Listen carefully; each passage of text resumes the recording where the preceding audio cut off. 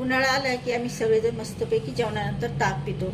तर इथे आपण पुदिना घेतलेला आहे आणि कोथिंबीर घेतली. हे सगळं आपण आता वाटण करून घेणार आहोत. आणि त्याच्यातच आपण इथे ओवा घेतलेला आहे, जिरं घेतलेलं आहे आणि बडीशोप आणि हे सेंधव मीठ घेतलेलं आहे, अर्धा चमचा घेतलेलं आहे. आणि त्याच्यात आपल्याला हे 2 चमचे साखर टाकून घ्यायची. आता हे सगळं वाटण करून घेऊया.